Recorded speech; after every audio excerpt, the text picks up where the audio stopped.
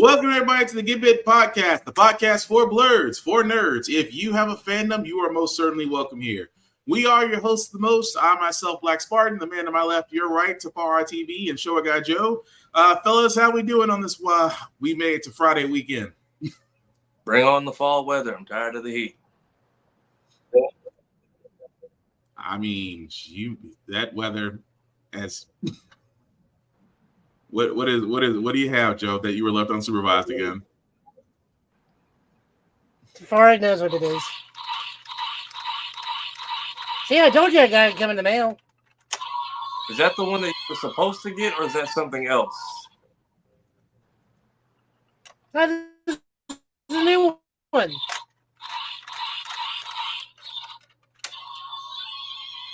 I have so many questions. It's being weird. No, we actually looked at the shows the other day. That came from the show. Okay. Right. Yeah.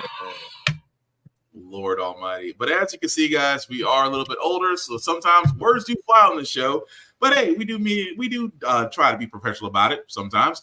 At the same time, guys, we do show trailers and clips on here that may be too intense for younger viewers, so viewer discretion is advised. Aside from that, welcome. So, not a lot to get into this weekend because we've kind of had a lot going on, but the Minecraft trailer dropped. And fellas, have y'all seen it? Or, because I know I haven't yet.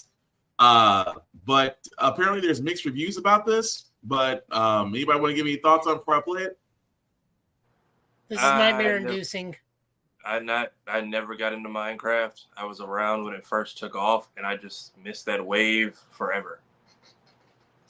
Okay, well, this will be interesting. I haven't seen it, so for everybody else, nightmare fuel.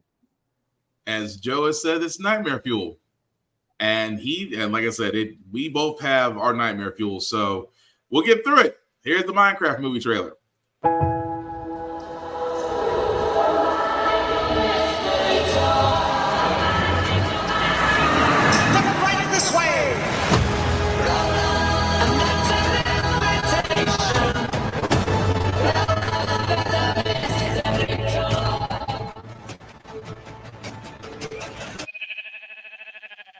What the hell?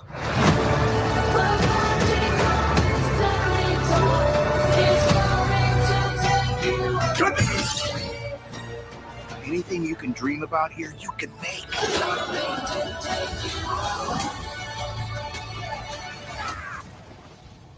Who are you? I am Steve. Okay. Oh, this guy is such a tool bag.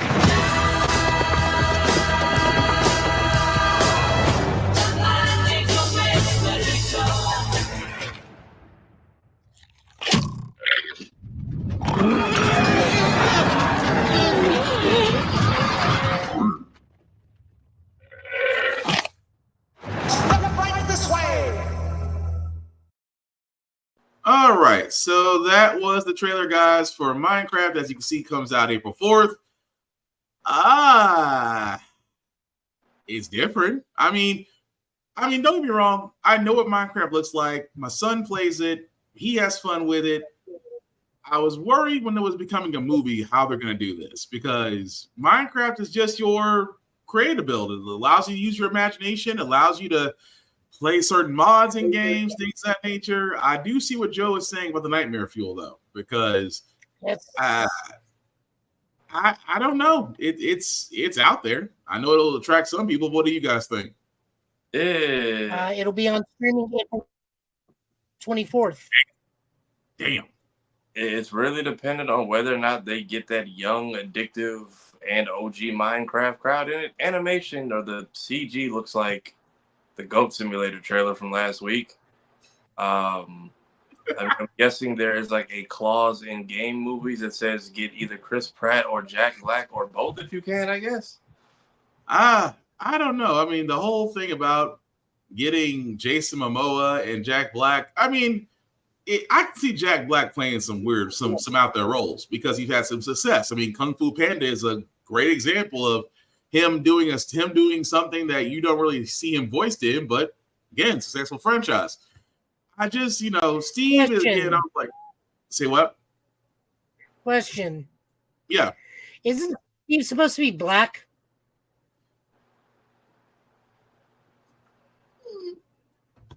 They didn't really say specifically. I didn't even know Minecraft had characters In until Smash I mean, Brothers, isn't he like?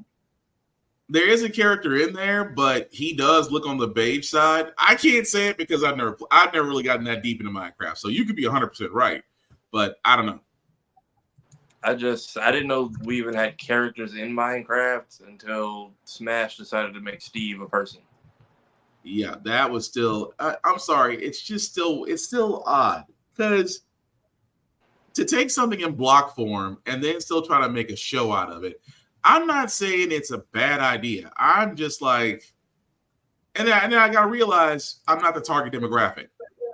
Safari, like you said, this is basically reaching out to those that are fans of Minecraft, of that young generation, and who they're pulling.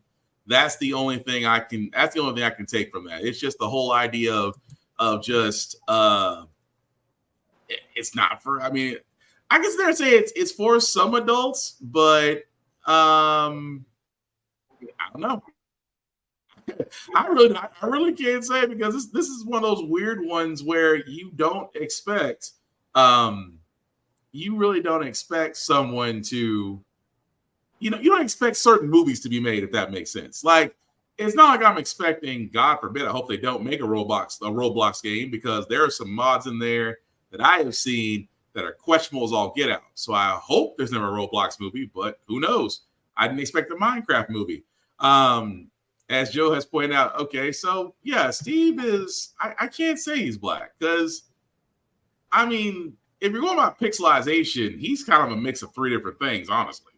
All right, and then he had like 8 variations with the Smash drop, so I didn't know which one was the real Steve. Right. So we were gonna bring Steve to life as Jack Black of all people. I mean, if you're gonna bring, from my understanding, if you're gonna bring somebody that's random and weird and out there, what other actor out there besides Jim Carrey fits that role? I mean, I'm not knocking it, but still. But to each their own. If you are looking forward to Minecraft, that is coming out April 4th, or as Joe said, wait 20 days, it'll be on streaming. So kids are gonna make or break this movie because it's for an audience. I just know I'm not part of it. So right. I might go check it out if nothing else is out around that time, or if I'm just looking to see something, I'll maybe give it a shot, but we will see.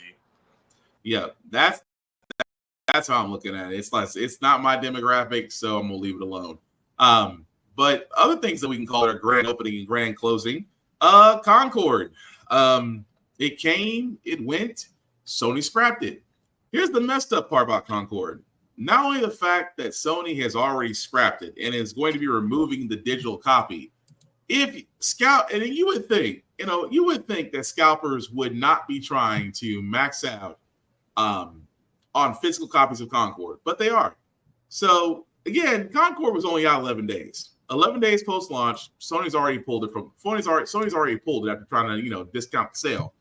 Scalpers are now trying to jack up the price to sometimes 2 to maybe 3 times as much as the cost of the game is for those that want to play it.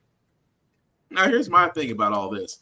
If you're a scalper and you're just trying to get over on somebody, there's a special place in hell for you, especially for the simple fact of the matter is that this game, as me, Joe, and Safari did point out, didn't really have a lot of pizzazz, didn't really have a lot of showing at the Summer of Games Fest, which was just last month.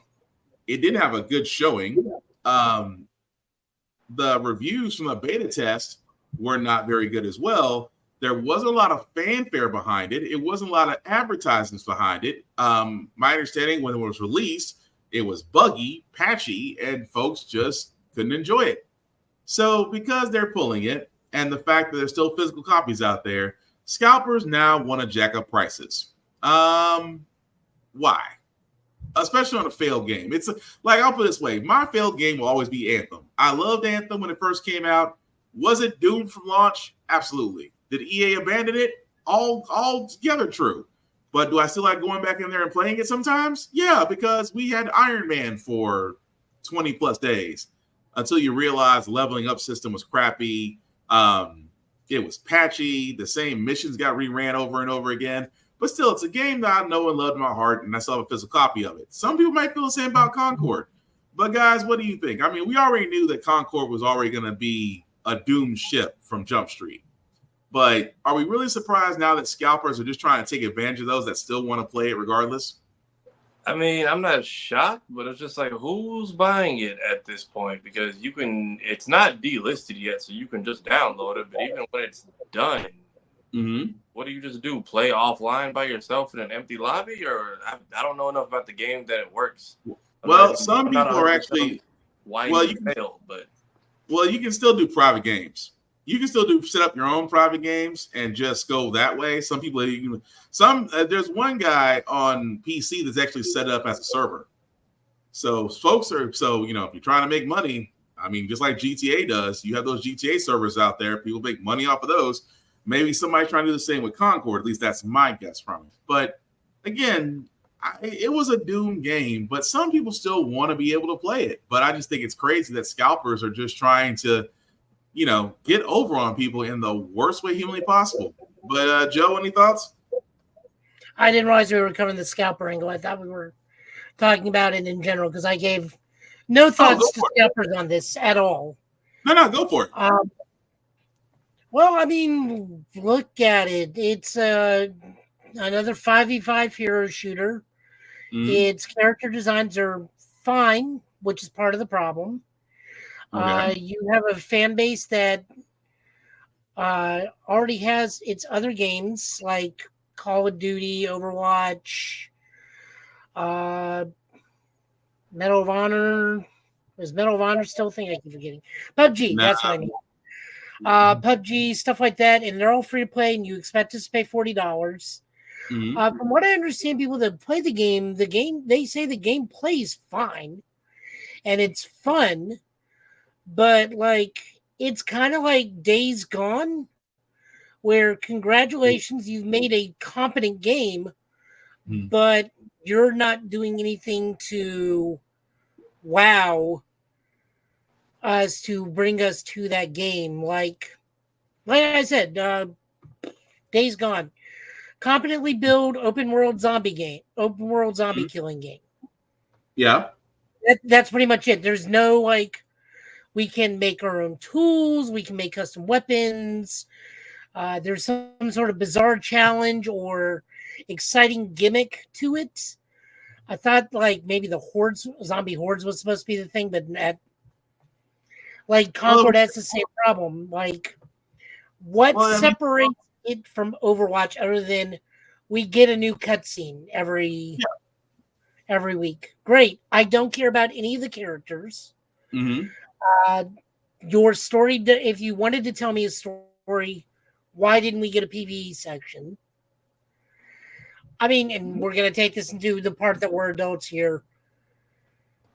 Overwatch had adult content made off of it. Yeah. Sure. They're not doing that with this one because no one finds their character designs inspiring. All the character designs remind me of backups or extras from Guardians of the Galaxy that just kind of live in nowhere, live across the galaxy. The trailer presented a Guardians of the Galaxy style game. Sorry, I'm going to keep going.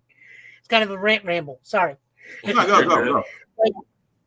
We were expecting the very, very good, but for whatever reason, financially underperforming Guardians of the Galaxy. Thanks for that, Avengers. We expected that with this game, and instead we got 5v5 hero shooter, where they're already in an overly populated market. They want us to pay $40 plus roadmap content when it needs to be free. They got another game, Marvel Rivals, coming out, where everyone's excited because it's a 5v5 hero shooter, but we are excited because it's Marvel characters. We know who they are. We know what to expect. It's free to play.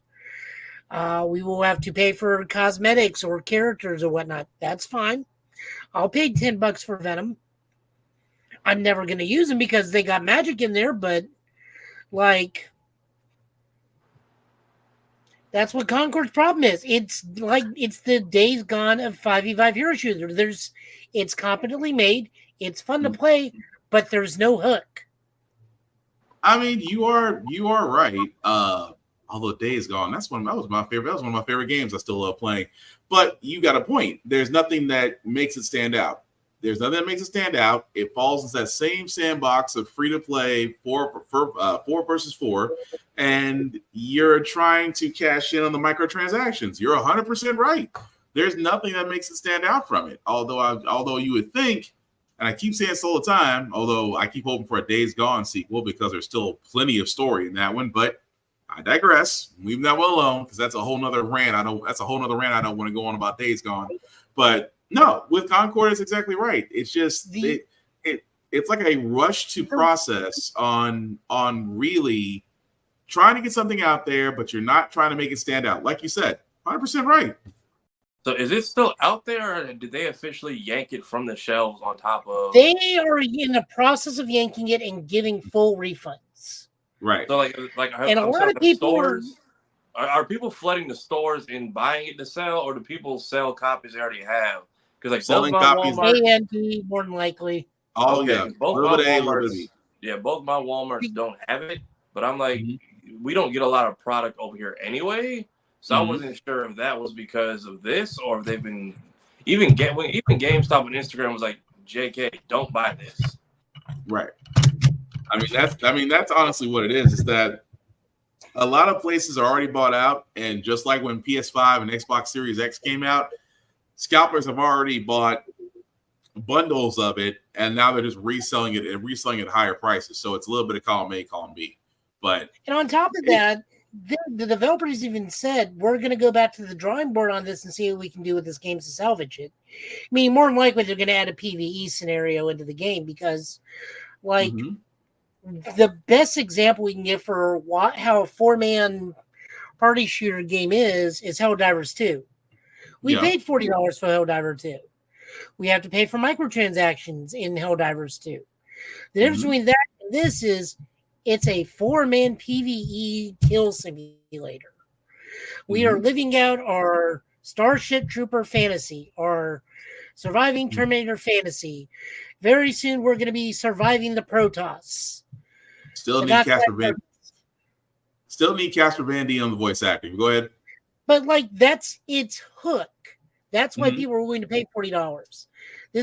We actually have a Starship Troopers game now, and we have Earth Defense Force, but there's not a game where I can hop in with 4 friends, go fight bugs, go fight Terminators, and then eventually go fight the not Protoss, and have call down tactical strikes with giant fire bombs, have lasers, have machine guns, and everything underneath the sun, and you have multiple mission types in the game. Like that's the hook. Although the surprising thing about Helldivers is that they're getting a new enemy. They haven't announced it yet. I need to that's that Protoss thing I keep bringing up. That's new enemy. Okay, is that on top of the not quite Protoss? The last I heard, people were not happy with the last couple of updates because they introduced the level 10 difficulty, new spawns, harder bosses, and then nerfed all the best weapons. So people are just raging out. Pretty much.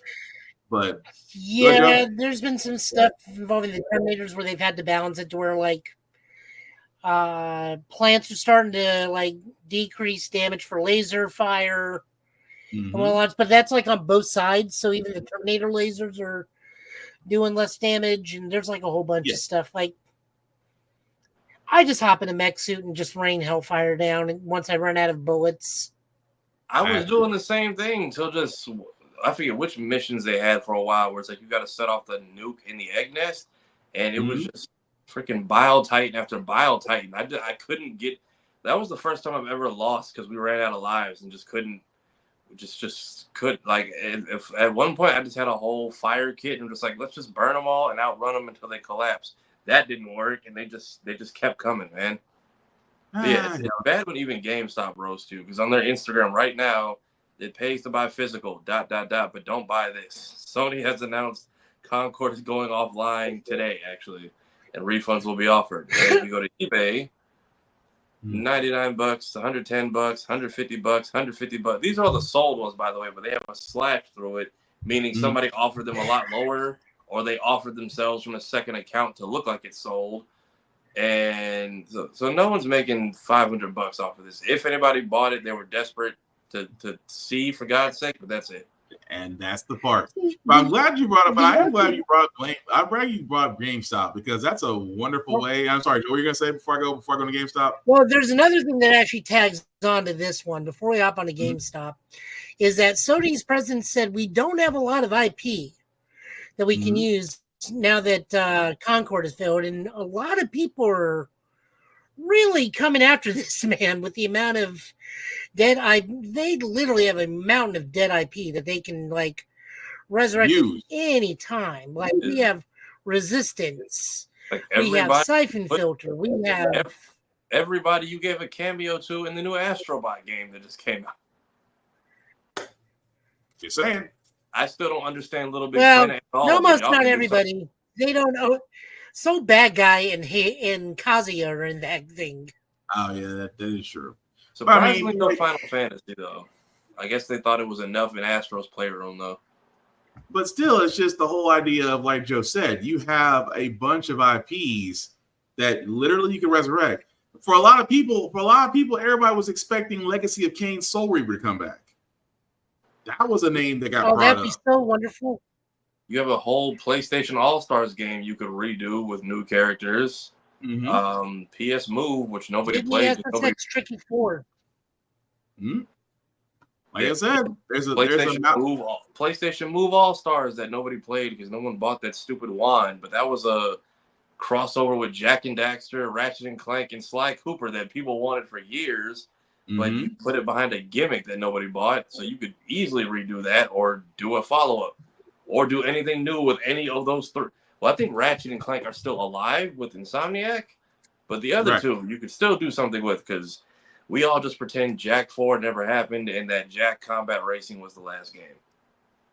That is true. But the reason why we bring up GameStop, guys, outside of the fact that, you know, it's the place that never goes away. If you've seen, or if you've seen or actually seen GameStop have a different look in your area, it is only because GameStop is now trying a new IP, which is basically GameStop Retro. Now, of course, this is the website.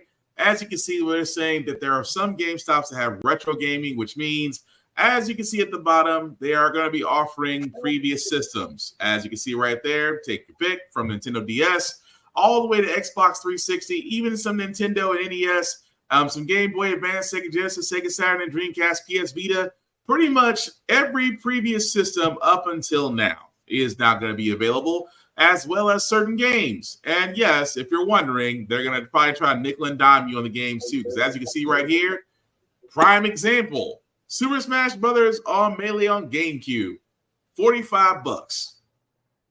That's not terrible compared to what it's. I feel like they are trying to undercut mom and pop shops, because a lot of these prices are lower than what you would find them for at a con or at a local retro store. Like, and someone will absolutely buy Melee to start a tournament. But here's the point I'm making. That too. No more Dolphin Emulator. But let me ask you this, and I'm just going to point this out. Are you okay with paying $65 for a Mario Kart Double Dash on GameCube? Compared to what I've seen, some people. Go ahead. Now keep in mind. I'm sorry. Go ahead, Joe. If it's inbox with instructions, yes. Yeah, if what they're pictured is all for that price, because Double Dash, I've been told, Double Dash is the one I never got my hands on, and it's the most expensive one to get a hold of. So, like, these prices aren't bad, but the question is, if I walk in there, am I getting what's in this picture? Because I refuse to believe that is the copy of Sonic Adventure 2 that's going to be in there, and it's not going to be like the CD by itself at that price. But that's my point. And this is why I say I'm having an issue with it, because if you're going to be selling games, I understand values of certain games go up and down. This is a given. Like, you know, I could argue Legend of Zelda Wind Waker on GameCube, still $60. Wind Waker was what, 19, 20 years ago by now? 2001, 2002? 20 years, because it was 2003 and I played it last year, which I got it free, thank you, ma'am. But the next one we went to, I believe it was J1 Con. Yep. $90. But that's the problem I'm getting at is just that if we start going down the list of games, and yes, we could spend we could be doing that. But my question being, hey, let me get this out, Joe, before I throw this to you. My question being is that if we're looking at the prices of everything, GameStop has a wonderful idea because yes, a lot of games, a lot of places. I mean, GameStop cornered the market because, like Tafara said, not a lot of mom and pop places actually still have video games anymore. Okay, cool. You want to do retro? That's great. You want to bring back systems? That's cool too. Is it fair to say that GameStop has now put themselves in a spot where they can control pricing on these retro games to where they can pretty much influence the market now, or are they just simply joining everybody else? Go ahead, Joe. Probably a little bit of both, in my opinion. Some of these prices are a bit much, but that's that is a jewel case in case Dreamcast of Sonic Adventure 2. Okay. Going up, we look at the Wind Waker one. That the GameCube version of Wind Waker is the original version, meaning that does not have the quality of life. That is the harder, more challenging version of Wind Waker. So I kind of can see that one. Some of the prices, no, but I'm looking right now at a in-box copy of Transformers Devastation for PlayStation 4. Out of print everywhere else, we can now get it, have access to it via retro gaming for $44.99. That's a fair price to me. Okay. Right. Now, this is going to be one of those things. I'm sorry. This is going to be one of those pick and choose battles. Go ahead, Tafari. I was saying, because most of the stuff you see here on Dreamcast, especially if it is what you get in the picture, and it's not some dingy, overly yellowed, molded out case that they're giving you. Even the CD by itself for Adventure 2 is going to run you at least $150. So if you're telling me that that's what I'm getting, a complete in case with the manual for less than $100 for most of these is not bad. And that's what's weird about this is that one, some of the locations are near the local mom and pop shops, and these were hand-picked locations, and the prices, that is the GameStop they picked in Orlando. My mom and pop shop is across the street. So I'm just like, weird, and I'm like, all the prices for the games that are popular, which you put on the site, are all undercutting what they normally sell for at not even like scalper eBay stuff, just what they sell for at cons and at mom and pop shops because of upkeep, because of value, and because they've been taken care of and in usually quality condition. So it seems like a great idea, but it's just like, are y'all trying to run the mom and pops out of business so now you're the only people to go to? Because even if that's a real copy of not Majora's Sonic Adventure 2. I was looking at the N64 game, the N64 game. Ocarina of Time. That's a real copy. If that is a legit copy of Ocarina that you have that looks that good for that price, you can get people. And then they've been scrounging Reddit, just the cesspool of the internet, and getting people who have success stories who may possibly be plants, but we don't know. And it's like, look, I actually got a good trading deal, or I actually got this, and I'm just like, y'all don't do anything for the greater good. What's the deal? This is like when LexCorp tried to give people free energy. What's the real deal here? What's your real game plan? I mean, to further this more, I just looked to see if I can get a copy of Technomancer. I can get the disc for $85. That's fair. Because that's one of the games not on the Capcom collection. Right. Now, I can understand that. Say we got that piece of crap Capcom Fighting Jam.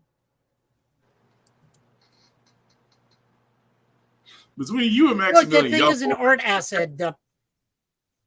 Everybody knows it. No, you're not wrong. It's just that you and Maximilian both mentioned on the same day why everybody hates Capcom Fighting Jam. So that's what I was laughing about. Not at you, Joe, but just the fact of the timing is what I'm getting at. But no, you're 100%. You guys are both 100% right. I can understand the reasoning behind some of the pricing. It's just that I fear that GameStop, because GameStop is doing what it did beforehand. We thought it was going to balance the force. It wrecked it. It killed EB game. It absorbed EB games. It killed just about every other video game chain out there outside of smaller mom and pop stations.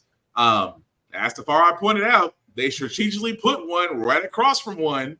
So if that's not threatening business, which I think it is, because now the retro market is starting to take over because, well, not everybody wants to get a PS5. Not everybody wants to get an Xbox Series X. Or, is the Nintendo Switch 2 going to be better than the original one? Nobody wants to sit there and really waste time on the highest level of gaming when retro gaming is relatively cheaper and easy to find if you don't want to do the mods. But I'm just saying, for the simple fact of the matter is just that I always saw GameStop as evil. I always saw GameStop as, seeing an opportunity, taking it, milking it for all it's worth, and then just throwing it away when they can't do anything with it. Because they did the same thing with ThinkGeek. They did the same thing with, I forgot what other brand they purchased besides ThinkGeek, but pretty much bought them, absorbed them, threw away what they couldn't use. It's like a vulture picking a carcass, and I think they're doing the same thing here. But again, that's just me.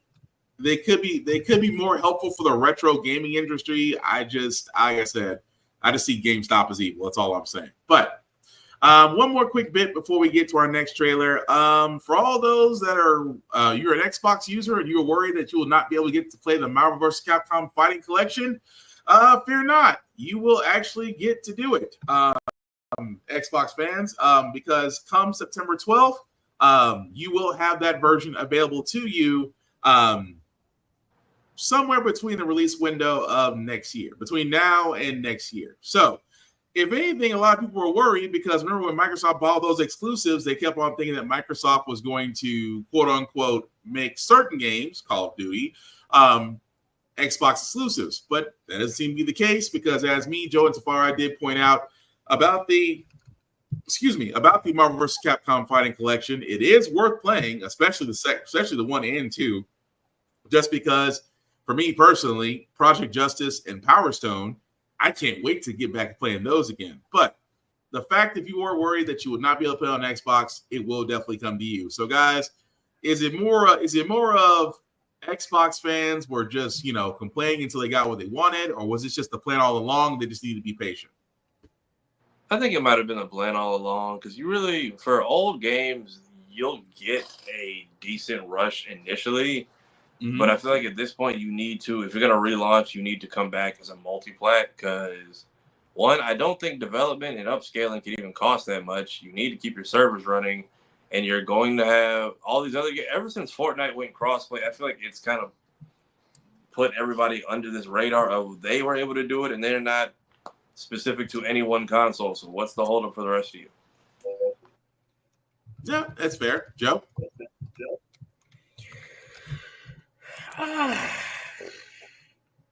What was the question again? I was about to answer, then just complete offline. Marvel vs. Capcom Fight Collection coming to Xbox. Oh, yes. Sorry. I am really, really happy that everyone's getting it.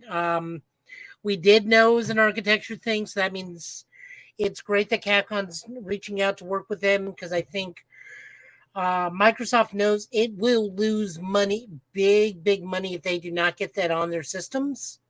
Mm-hmm. Especially considering Capcom versus Marvel vs. Capcom is one of the highest pre-order physical games of all time at this point, I think. Yeah. I don't know if that's true or not. Keep that in mind. I think I think it has close to that record, if not have that record.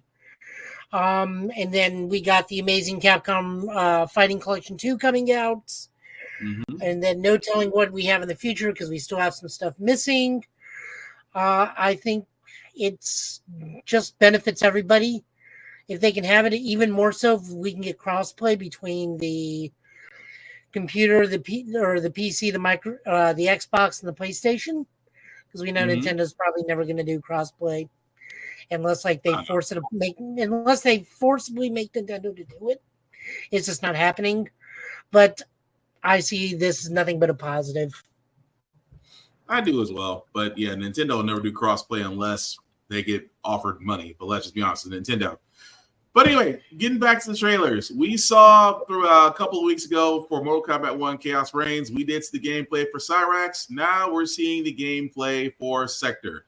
Again, this is Mortal Kombat. You should not be surprised about the blood and gore.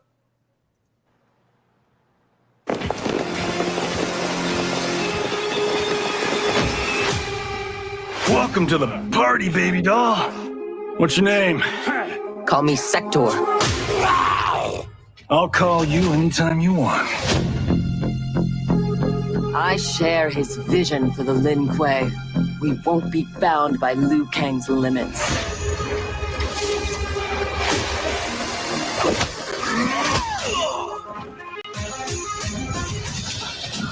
Is your fight over land, resources? Myself and others seek a powerful future. They and their ilk cling to an anemic past. You and Sub-Zero won't earn the Empress's mercy. Once set, her mind doesn't change. We are not fighting for her mercy. We are fighting for our lives.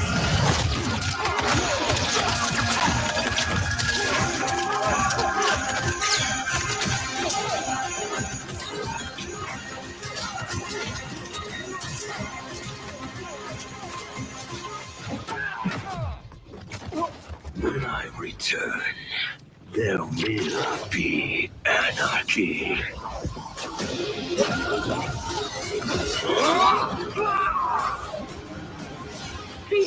No! Do not doubt Sektor's longing for Sub-Zero's safe return. We seek chaos. You defend order.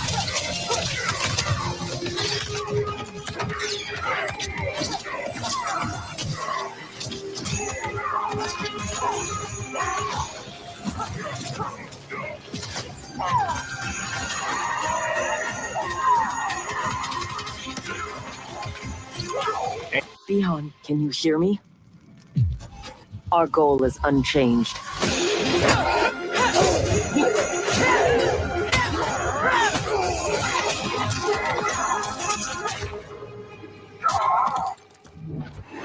Finish him.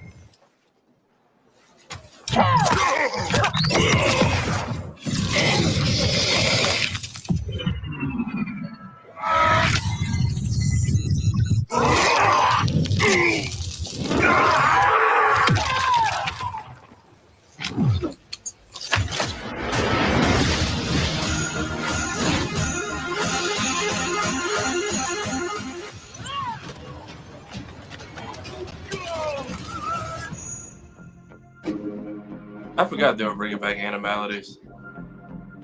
Or is that what they're called? Yeah, they're called animalities, which is basically your free updates for all players. I meant to mention that. But yeah, that was the gameplay for Sektor as for Chaos Reigns. As I think I was trying to see when she's available. My bad. I meant to see when she was available. I think that's The same day Terry comes out. Right. Yep. okay. Gotcha. Cool. Thank you. So again, first thing I wanted to say was she's Iron Man. I mean, Basically, once during the fatality, I'm like, this is Riri Williams in Wakanda forever. pretty much. And her animality She's also- that's right now. I'm sorry, Joe. Go ahead. She's also the daughter of Mrs. Bao. Yeah. So I'm not against it. I would probably give it a shot, but you know, they are upgrading a lot of different things on Mortal Kombat 1 from story included. I just finally was able to play MK1 and just now getting to the Chaos Reigns part of it. So I haven't gotten that deep into it, but I'd give Sektor a shot. What about you guys? I'm curious to see what this Chaos, because I didn't see the end of the Mortal Kombat story. I'm curious to see what these Chaos Reigns goes into and if they're going to be doing more story packs after this. Because it feels like this is the longest they've run an MK game for a while. Usually they do like 1-2 combat packs and call it a day. Yeah, at the same time though, it's kind of like what they did with or Mortal Kombat 11 with Aftermath.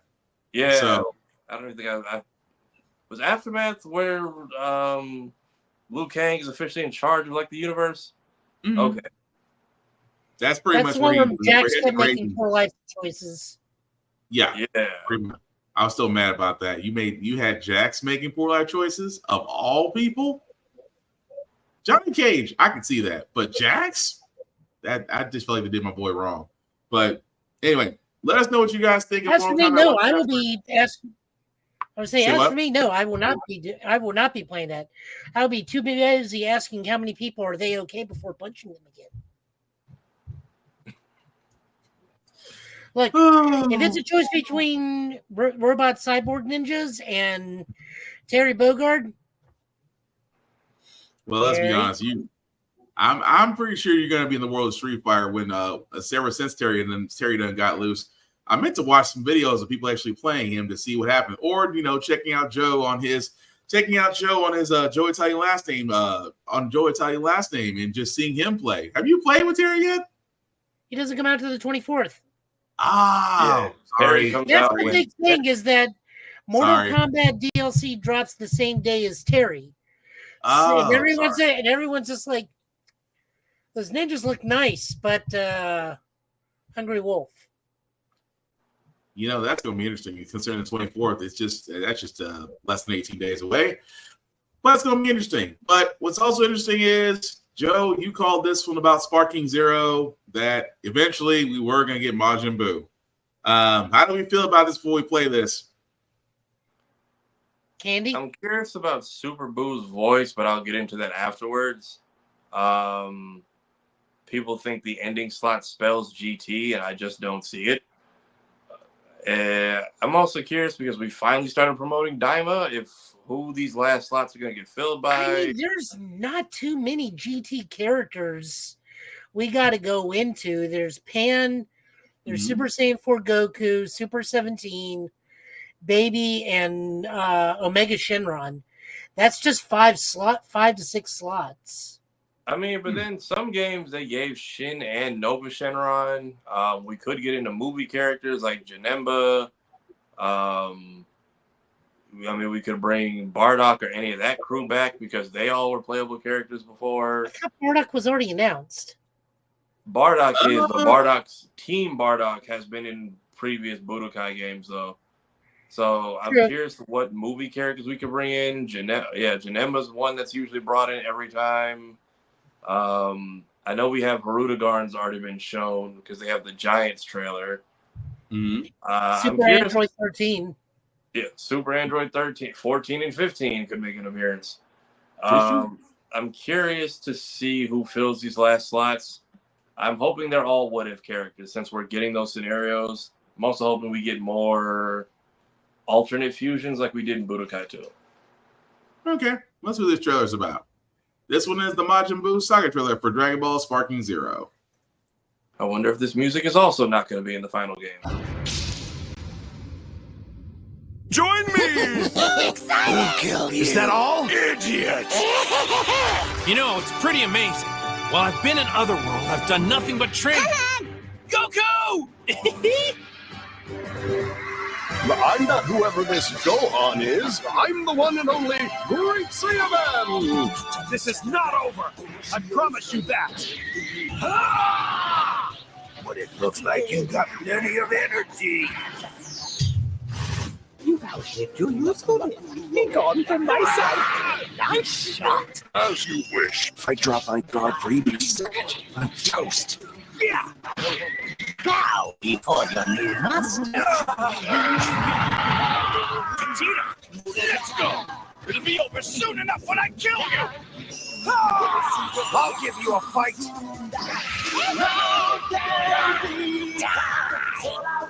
You're going to pay for what you did to Kakarot's son. Not a shred of you shall remain. Goodbye to you all, Trunks.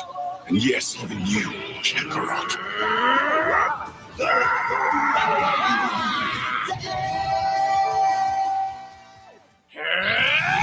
This is what I call Super Saiyan 3. Who really likes fighting you? Who wants to fight first? You want to fight Mr. Satan? Then we'll take you down! You annoying. Die. You annoying. We're gonna make you cookie. Whoa, you pissed me off! Fight you. I'm gonna kill you. You can't win. Kill you. We'll kill you. I'd say my strategy was quite successful. You've got no honor. Stealing other people's power. Like you haven't pulled out all the stops in your misguided effort to beat me. Vegeta! Give it here! Thanks, Vegeta. All right! I am Super Vegeta!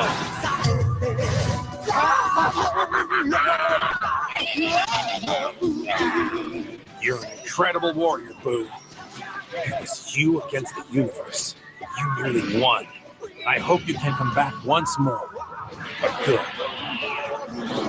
See ya!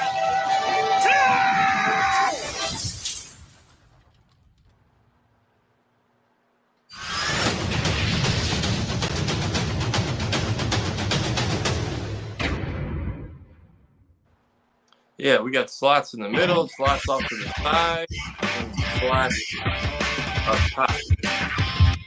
Yeah, we do. Hang on, let me go back to it. So, okay, there we go. So, yeah, you still got quite a field to still fill out. Let's see. 1, 2, 4, 6, 8, 10, 12, 13, 14, 18. You still got about a good 23 characters still left.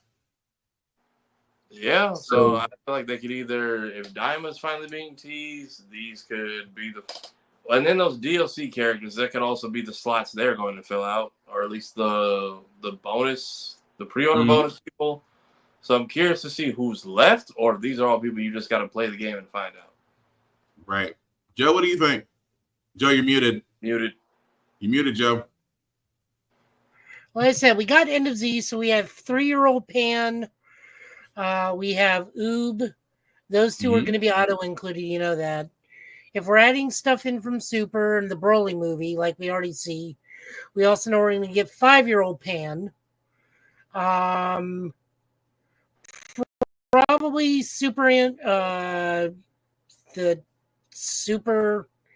the twin cyborgs from whatchamacallit? 14 and 15. From superhero, from Dragon Ball superhero. Gamma 1 and Gamma 2. Gamma 1 and Gamma 2, which I guarantee you is probably those two slots in the upper right. That could be it too. Possible. And then the rest could probably be GT and then Daima. It'll be interesting because they are definitely coming out with quite the fighter list. I mean, it's expansive. I'll give it that much. And Dragon Ball characters. We forgot there's a possibility of OG Dragon Balls, so that would mean some of the Red Ribbon, King Piccolo. Probably a young Master Roshi, Grandpa Gohan, possibly a young Yamcha and Tien. Yeah. So, I mean, it's possible. Dragon Ball Goku, Dragon Ball Krillin. That's going to be quite the fighter list. But then October, we say we're getting closer to October, and that's all. And the release comes out this game October 11th, so we are definitely getting way closer to actually seeing this game come to fruition. But speaking of games, I cannot believe I'm saying this, but it needs to be said anyway. Rocksteady Studios is getting another shot. They are developing a new game. Keep in mind, they just are still trying to recover from Suicide Squad, Kill the Justice League, and that wonderful train wreck. Didn't they just lay people off too? Yeah, they actually released. I think I want to say 1,800 employees. if memory serves me right. And it's worse. I found out apparently the people who wrote Suicide Squad were like the two heads of Rocksteady that left. So this was 100% an internal sabotage on their own part, and then they just bailed and left the team with this mess. Which is crazy. But about this new game, not a lot is known about it. It's still at least about a good 5 years out. They are going back to traditional single player games, so we might be seeing. I don't want to see another Batman game. I don't. And again, this is coming from a guy that loved the Arkham series, but leave Batman where it is right now. I would like to have a Flash game or a working Superman game or just somebody different. And again, I am a Batman fan. I love the Arkham series. I think Arkham Knight was the piece de resistance. You ain't topping it. For what you did with Arkham Knight, I'm sorry. And good luck to Arkham Shadow if you want to play it on VR. Good luck with that. I'm sure it'll be great. But to me, you're not topping Arkham Knight. But how do we feel about Rocksteady getting another shot? Because I think this is their last shot. They're a good developer. You live long enough to see yourself become the villain, I guess, because to see what this fandom is and the guys in charge of everything else decided to willingly make the Suicide Squad game and that story, and then when they got the reception that we told them they were going to get, they up and just bailed on everyone. And I see why nobody followed them or why they took nobody with them, but Rocksteady is a good studio. Their credibility just got shot by bad decisions. So pretty much. We've seen what they can do with open world. We've seen how they can revolutionize combat. I mean, Arkham Asylum just turned 15 last week, so they have potential. And now, also, Joe, before I turn to you, let me also say this. There is a rumor about Robert Pattinson's Batman getting a video game. The head honcho, who seems to be on top of everything, Mr. DC head James Gunn said himself, no, that is not the case. So for anybody expecting a Robert Pattinson Batman video game, the head honcho has said it himself. That is not happening. But Joe, your thoughts on this? Should be a Wonder Woman game. It should be. I'll agree with that. Actually, I think it can't be a Wonder Woman game because I think the people that are making Shadows of Mordor are using the Nemesis system to make a Wonder Woman game. I would be completely okay with that. I mean, always room for second chances. I think making another Batman game would be foolish. If they do, they really, really need to think about what Batman they're doing. Right. Because they can't keep going back to Arkham considering they've literally killed off the Arkham Batman. You pretty much, you've beaten that horse dead. Now, what they could do, if they want to continue Batman, is make it an ultra-stylized game and make it like a Cape Crusader Batman, where it's a Gotham purely set in the 1920s and 30s. Or go Batman Beyond? Or Batman Beyond. I mean, I'm just saying, I'm all for Wonder Woman, Wow. I am all for Wonder Woman. I would love to see that game. I would love to see they keep trying to do Superman, or you could even go. There are other people in the DC world you can make games off of. Really and truly, you can. But I just think whatever they're going to do for the next 5 years, I hope you put a lot of thought into it because I think this second chance is your last chance. I think that if the next IP flops, I think it's the end of Rocksteady Studios. That's just me. I mean, they've already lost a lot of their workforce post kill the Justice League Suicide Squad, which is now damn near free if you want it. But it's just like I said, I hope it's not a Batman game. I would hope they would do something different. But again, we'll find out 5 years from now. But if the other game, they're really smart about it, they will take the scrapped art and concept of the Batman Beyond animated movie that was going to be like Spider-Verse and turn that into a video game. Didn't they have a concept for a Batman Beyond game, or am I thinking of Yes. Nope, you're not crazy. There was a concept. Well, there was a Batman Beyond game. Yeah. But there was a concept. The concept he's talking about was kind of canned. But yeah, it's out there. if they choose to do it. It's almost the same as the movie. The movie is there if they choose to do it. But, I mean, Detective Vision works so much better for Batman Beyond because it's just cyberpunk Bat computer vision. Yeah. And it would work. It honestly would work. But yeah, we'll just see come in 5 years. Also, before we get to our last trailer, SNK decided they did not want to be outdone. Considering the fact that last week we just announced that Capcom was announcing their fighting game collection Pack 2. SNK decided that we're not going to do one. We're not going to do one volume, but we're going to do 2 volumes. Both these volumes. Well, go ahead, Joe. There is an asterisk to this. Go ahead. Right now, this is Japan only. Yeah. Hmm. Now continue. I was just letting everyone know. It's like there are collections coming out, guys. It's Japan only right now. Here's what I say about this, and Joe is right. That these are going to be released in Japan. I think they're going to make their way to the States because they're putting too much behind them. Which Joe doesn't disagree with. We do know it. We both think we know it's going to come to the States. But for all those that don't know, or wasn't around the time of SNK, or wasn't around a laundry and arcade place, there's a lot of games that we love that are near and dear to our hearts, like King of Fighters 94, Metal Slug, Mark of the Wolves, The Last Guardian, Riding Hero, Shock Troopers. I can go down the list, but the reason why I named those games is because in Volume 1, you actually get those old SNK games. Alpha Mission 2, Garu Mark of the Wolves, Metal Slug 10, Riding Hero, Samurai Showdown 5, Savage Rain, Shock Troopers, King of Fighters 94, Top Hunter, Roddy and Kathy, Top Players Golf.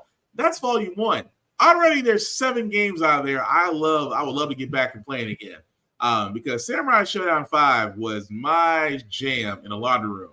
But for Volume 2, same thing. Baseball Stars Professional, Fatal Fury 2, Ghost Pilots, Metal Slug 4.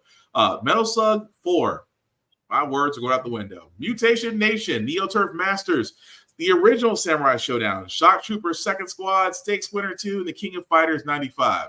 Now, again, you had to be, if your birth date was somewhere between 79 and 80 at the end of this, chances are you've played at least 3 of these games in each of these volumes. But if you haven't, get to the golden age of SNK, the things that we love to play. Now, like Joe said, these are only available right now in Japan. As you can see right there, will be released December 12th in Japan. However, still believe that it'll still make its way to the States. But Joe, I know you've played either some or all of these games. And Tafari, have you played any of these games, or do you remember? I feel like I've gotten my hands on them either just in party plays every now and then, or just rare trips to arcades, but nothing that immediately speaks out to me. Mm-hmm. But definitely touch some of these in passing. I'm just tripping off Riding Hero. Riding Hero came out around the same time as Road Rash. So that's why I love that MotoGP racing game. But yeah, Joe, what do you think? I mean, if I got to import these, I will. I mean, Mark of the Wolves on here. KOF 95 is my favorite KOF. I actually have my original disc copy, which I remember getting from when Kroger's used to have video game rentals. When it was going out, they had a sale, and I rented it from them so much they held it for me and gave it to me for like $2. Nice. Because I was the only one that were rented. So that's how I know how to fight Crab Claw style. I was like, wow, you took me back. You said when Kroger's used to have them. Physical copies, guys. We keep saying physical media. Keep up with it. But yeah. Oh, this disc won't play anymore. That thing's been disc doctored to hell. Damn. But yeah, it's going to be fun when that comes out. But again, like we said, right now it's from Japan, but we know eventually it's going to come to the States because I think this got too much behind that. And again, we would like to enjoy the things that Japan enjoys sometimes. Just saying. But the last trailer we do got, guys, as Tafari has pointed this out, this is a sleeper because I forgot about the Wild Robot. And it just goes to show you with everything coming out, also with Beetlejuice coming out today, Beetlejuice coming out today, I forgot this movie was still coming out about the Wild Robot. But If you guys don't remember, here's a trailer for it.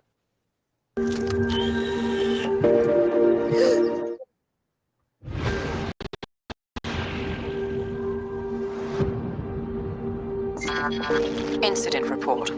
At 0300 hours, a number of Universal Dynamics robots were lost in a typhoon. Chance of recovery is unlikely.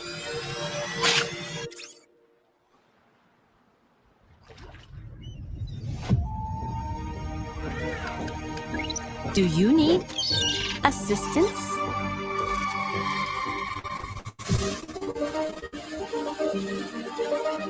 Aggression detected. I see your problem.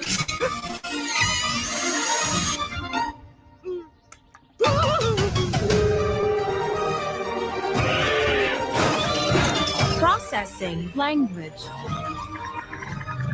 You need to learn how things work on this island.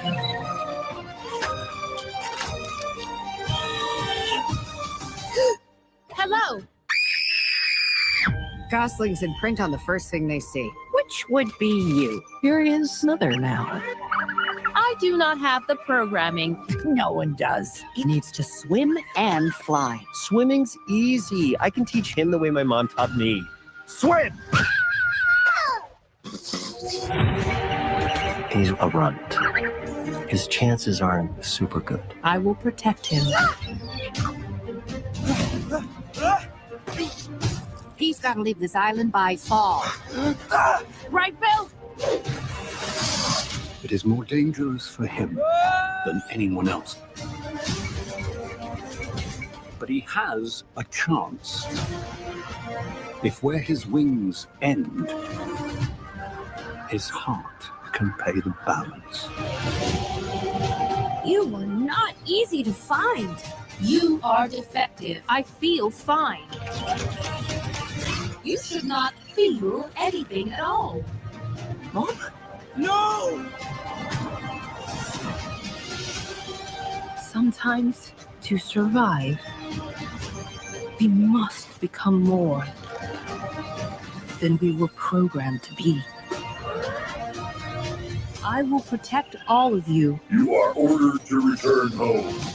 I am already home, and I am a wild robot.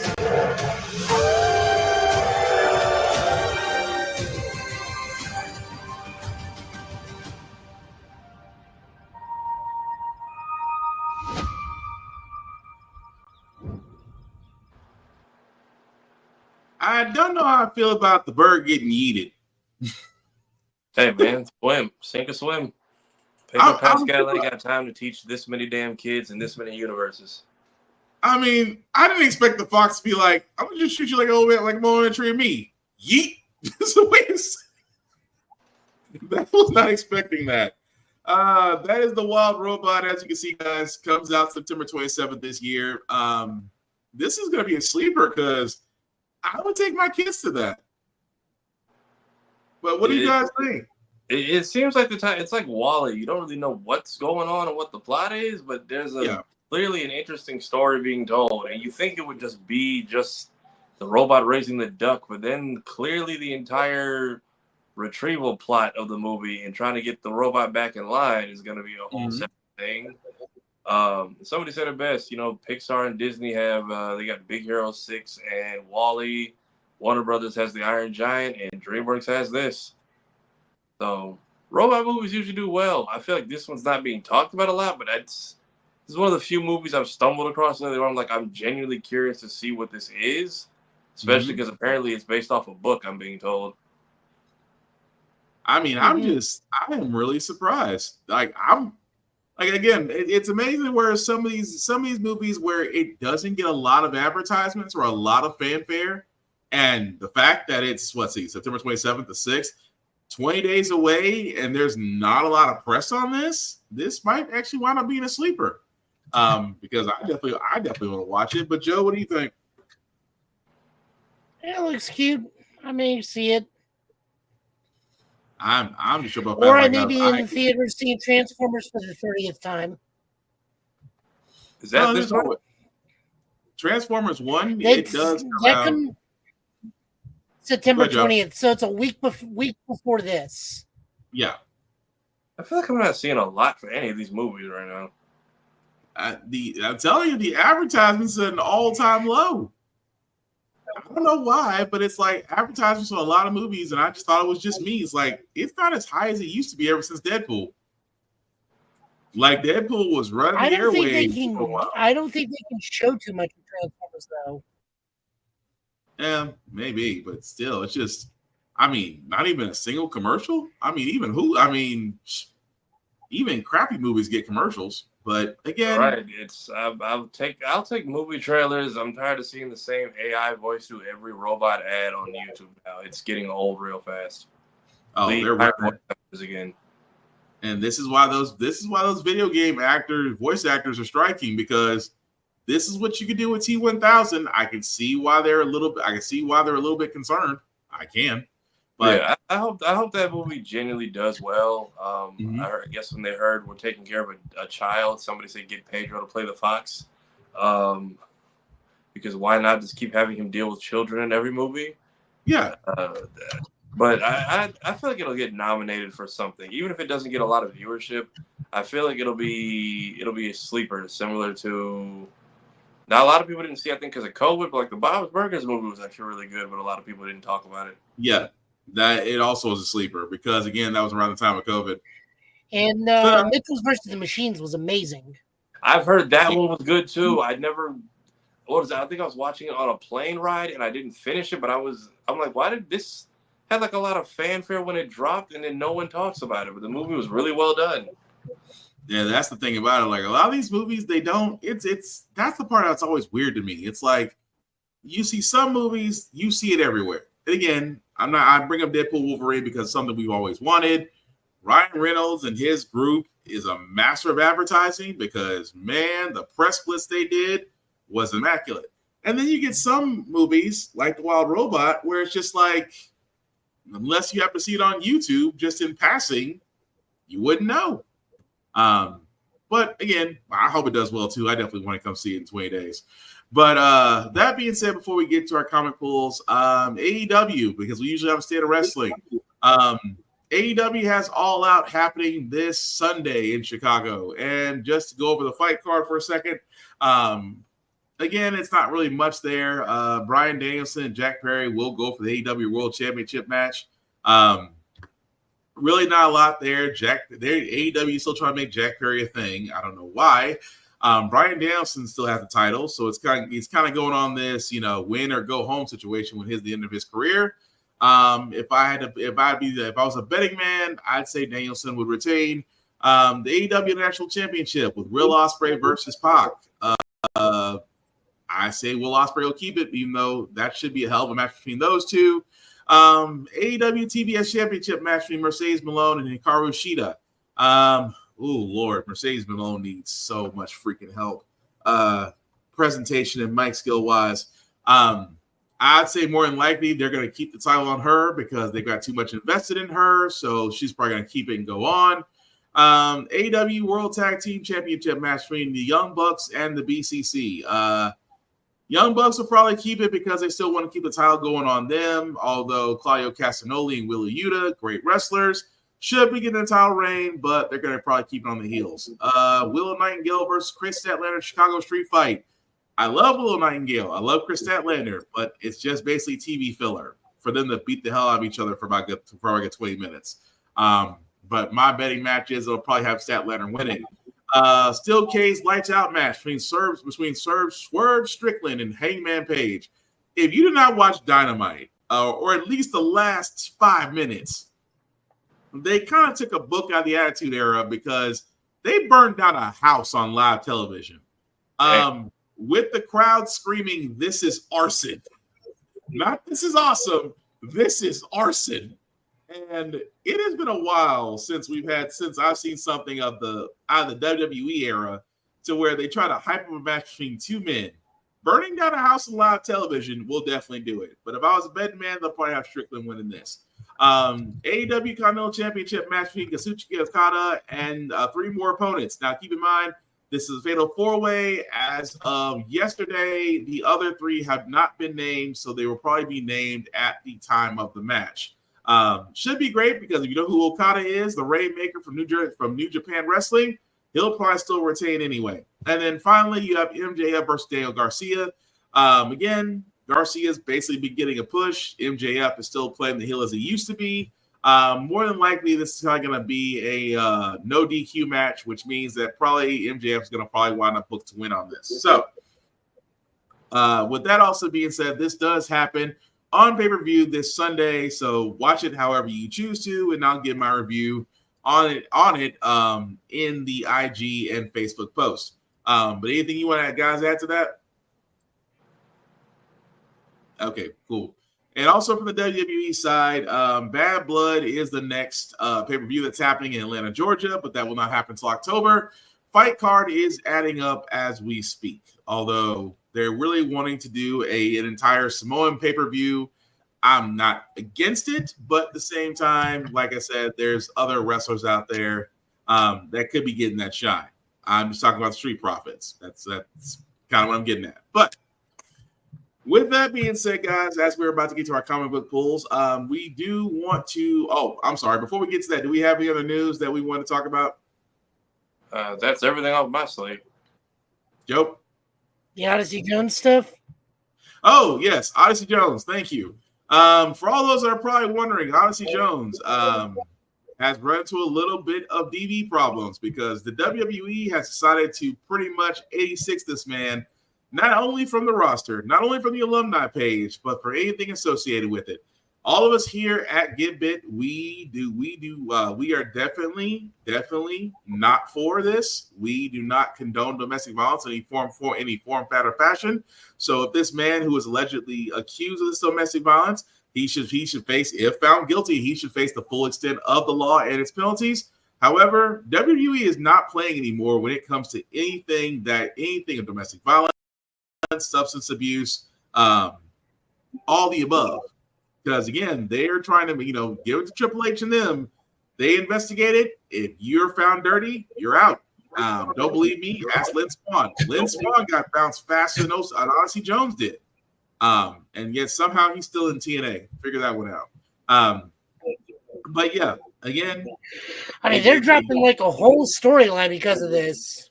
Yeah, the New Day is affected, and I'm glad they're affected in a good way because. And I don't mean to get in this rant, guys. You don't split your merch teams. The New Day is a merch team. WWE knows it because whenever they have something to peddle, whenever they have something to hawk or show, 9 times out of 10, Xavier Woods or Kofi Kingston is the front of it. Now, you don't kill your merch teams. Why? Anytime you split a tag team, history-wise, neither opponents don't do well. Neither members do well. Reason being, look at Enzo Amore and Big Cass. Where are they now? Big Cass is over. Big Cass has reinvented himself, and he's over at AEW. Enzo is in obscurity. At the same time, look at Heavy Machinery when they had Otis and the other guy, which nobody could name anymore. Otis somehow found his footing, but he found it within Alpha Academy. The other guy, well, he got released. So imagine, do you really want to split up not only a prominent tag team, but your best showing of black wrestlers on television right now? I'm just saying. Well, the problem is they were a 3-man team and they need a third man because they are not as, while still selling, they are not as relevant as a tag team as they used to be. So I have a wonderful suggestion for that. Big E could be the manager. That's going to make too many people want him to get into the ring. But here's the thing. They don't want to replace. We just don't do managers anymore in WWE. And that's the problem. Managers used to make shit fun. They really did. Either they made it fun or they made it serious or they made it work. But that's the problem. You forget, we don't got granted, there's only one Paul Heyman. Let's just be honest. That man can make anybody sound and look good. But you don't have your Jimmy Harts, your Bobby Heenan. You don't have your I forgot her name already. Well, there's a problem right there. If you have a manager, you're a heel team. New Day can never be heels. Yes. Well, wait. You can be manager and be a face. You can have a manager and be a face. It just depends. Because that's the reason why Big E would work. Big E would work as a manager for the New Day because he's basically taking his former position. That's pretty much what he does. You don't need the man. You don't even need the man to wrestle. Hell, you don't even need to take a bump. Because let's be honest, how many of us all try to imitate Big E's intro with the New Day? I know I did. If you're a manager and you come out with the team, they have to be heels because you're the one. The manager's the one that's going to be interfering in the match to ensure that they win. Wait. Meaning the New Day have to be heels. So wait. If that's the case, then what happened when I'm trying to think because most managers aren't. If you have a manager by a tag team, and feel free to jump into this, everybody's listening to this because that's a good debate question. I don't think because you have a manager, your team has to be heel. The manager could be there, and let's be honest, managers also interfere on faces. If your team is still a face, they're still going to interfere some way, somehow. I mean, look at Eddie. Even with Eddie Guerrero, he was considered a cool heel, and he had China, and China still interfered, even though the crowd loved him. So China because they had a romance storyline going on. That's different. But it's still the same thing. You just sat there. That's my point I'm making. He was still again, I'm using him as a cool heel. I'm not saying he's a face because cool heel was the thing around the super clicks and around the NWO and things of that nature. I'm just saying that it doesn't necessarily mean that you have to be, flat out hated by the crowd when you have a manager. But if you have a manager, not a valet, those are two different things. Understood. Sunny valet, Sable valet. This is keyword valet. Let's look at the managers on the manager side. Okay, I got one for you. Mr. Food, Mr. Whipple, Food, okay, Mr. Food, Mr. Whipple, Mr. Yeah, Fuji, fair. Bobby the Brain Heenan, Kevin Hart, or not Kevin Hart, but Hart.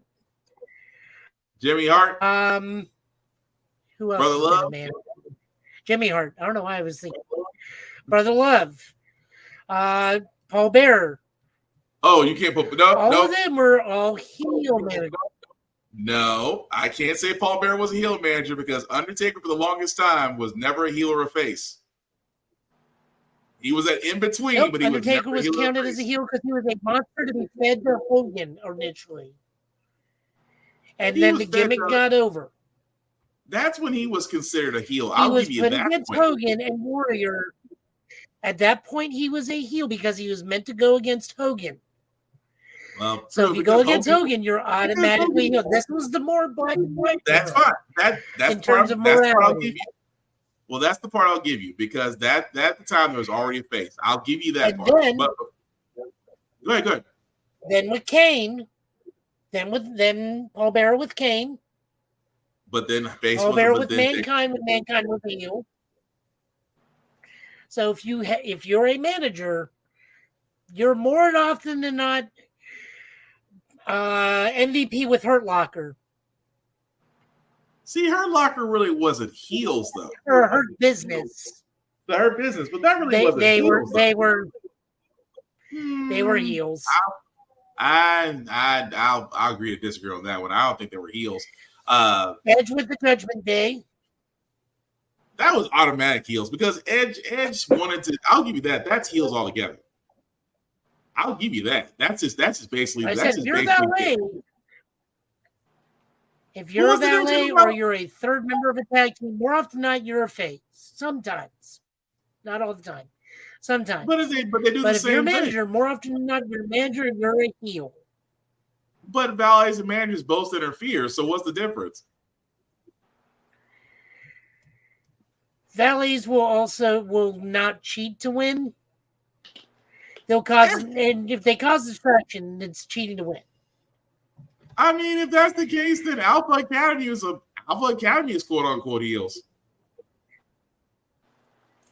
Do they cause to cheat to win, or do they just keep out back interference? No, there were a few times they did cheat to win. That's why I'm just like, it's the same thing with the valet. But again, the question is not make Big E the manager. The better question is, how do you make New Day heels? You don't need. Okay. Let me ask you this before we move on, because that's going to take us down a rabbit hole. Why do you think the New Day needs to go heel? I don't think they need to go heel, but if they need a manager, they need to be heels. Okay, but here's my thing. If they go heel, then that means that either you're pushing them to a title, you're pushing them in a title contention, and even so, if you look at the current division and the roster right now, your heels outnumber your faces. So my thing is, if you they need to be repackaged a little bit lightly. I'll give you that. There does need to be new packaging, but I think it's falling into that John Cena role, where John wasn't going. They wanted Cena to go heel so many times, but you couldn't. He was stuck. He's been a heel before. Well, he just didn't understand that when he was a heel. He had heelish activities, but he wasn't flat out, I'll give you that. There were some times he pulled some heelish activities. That's because the crowd was always behind him at that point. That's what I'm saying. So you see what I'm getting at? It's like he couldn't really go heel when you got it's like you put somebody through 3 tables trying to be heels and the crowd applauds you for it. It's hard to make that work. As much as I don't like quoting Mr. Tennis Racket, which, by the way, heel manager. It's like, why does he have a manager? He's a heel. Oh, Jim Cornette! If we ever get the chance to get him on this show, that man will be funny as hell. Oh, God, that'll be interesting as hell to interview that dude. But anyway, we're gonna be going down a rabbit hole with the state of wrestling. I promise we'll give it more attention. We'll give it more attention in the next episodes. But before we do get to our comic pulls, we do always want to show love to Rick's Comic City, Nashville's #1 place to go to for comic books, for mangas, for collector's items. You name it, they have it. 2 locations, Nashville, Tennessee, and Clarksville, Tennessee. Also their website at rickscomiccity.com. Definitely check them out. Let people know at GetBit sent you. It doesn't get you any discounts, but hey, you see our mugs on their television. We show them love, so they show us love. At the same time, guys, if you are not in the Middle Tennessee area, please support your local comic book stores, support your local libraries. They need that support, your patronage, the experience you just cannot get anywhere else. At the same time, kids, there in some libraries, they do now have a banned book list. I cannot stress enough, read the banned books. You will be better off for it because, again, that is literature, that is education, that'll definitely better help your life. So again, support your local comic book stores, support your local libraries. If you are in the Middle Tennessee area, support Rick's Comic City. Trust me, you'll thank us later. Joe, I do see you have your comic pulls up, sir. So whenever you're ready. Oh, I was going to say in Florida, the banned books list is now just a whole wing. Damn. I can believe it. Yep. Mm-hmm. All right. Starting with all, we got Justice Society number 11. This is written by Jeff Johns, with art by Marco Santucci. This is a giant brawl between the Legion of Superheroes and the Justice Society as past and future collide with the present because Mordru is doing something, and it turns out it's all Calypso. This is the big wrap-up. This is the big finale for Jeff Johns on Justice Society. They're actually going to be rebooting this book with the current members of the Justice Society and whatnot. Mm-hmm. It will no longer be Jeff Johns. I don't know the team writing it, but I am looking forward to it, as I'm a huge JSA fan. This was a decent wrap-up, but this was also very rushed because I can tell they told Johns to wrap it up this issue because The Eclipso diamond just came right out of left field for no reason. Mm-hmm. Really Because did. we were dealing with Perdegaton and his stuff, and then all of a sudden, left field, it was Eclipso. Mm-hmm. So this was definitely the wrap it up issue. I can see that. I mean, it kind of felt like Not that. bad. That pacing was all over that pacing was all over. It was everywhere, honestly. But yep, made sense.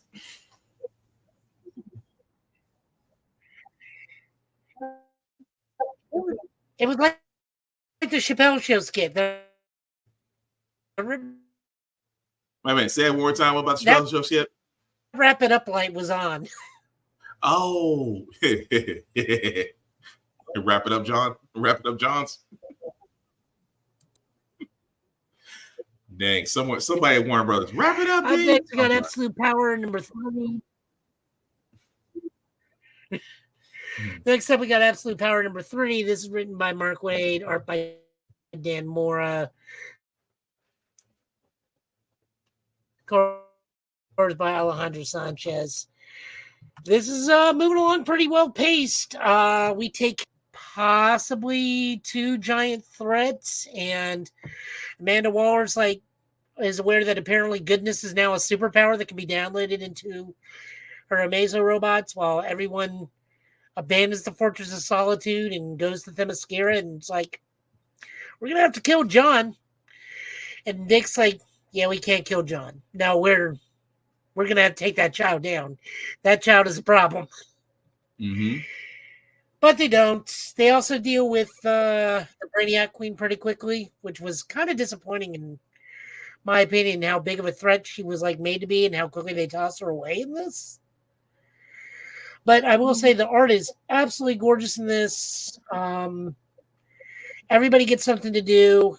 Really good fight against John. I'm looking forward to see how this ends, because we do know that Amanda Waller has one more card up her sleeve, because she's called in reinforcements in the other book. Yeah, it was definitely an injury. I love the fact how Nightwing is really getting a prominent role in this, and he definitely does deserve that. Although it's gonna be interesting. I'm gonna leave that alone because that's gonna kind of spoil it. I don't want to get too deep. I don't want to get too deep into this issue because I think it's gonna spoil the next one. But it does give you a reason to read the next. I'll put it this way: it gives you a reason to read the next issue. I'll leave it at that because I don't want to go too much in detail on that.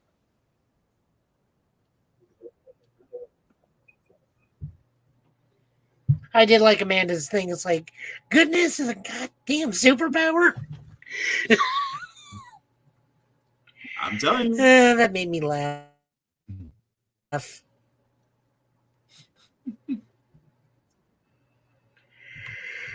Moving on over, we have 0 Hour 30th Anniversary Special. This is written by Dan Jurgens and Ron Mars.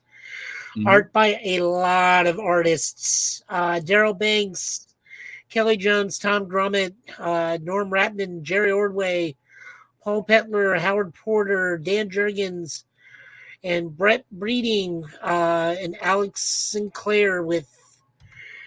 So, this is Joe's favorite book for the week already, and this was a hard toss-up. I'm also incredibly biased. Kyle Rayner book. The whole ditty is, this is a different reality where this is still kind of like the early 90s on this earth, and Infinite Crisis has yet to happen. Black is trying to prevent it from happening by using all his powers, and once Kyle's power, because Kyle is a Green Lantern that should not exist in this universe. Meaning he was jumped over from another universe and dealing with these superheroes, because in this universe, for example, Batman is dead, but all his kids are continuing. Donna's in a bizarre mashup of her Wonder Woman costume from the 90s and her Wonder Girl outfit. Kara's in a Kryptonian recharging suit. Jackson in his current attire, which they have just given him now just for like photo purposes. But this is just one big Kyle Rayner love story because, Ron Mars and Daryl Banks made Kyle what he is to start him off with. Plus wearing his classic 90s costume.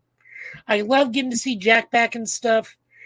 It was this overall very enjoyable book for me because 0 Hour is one of my favorite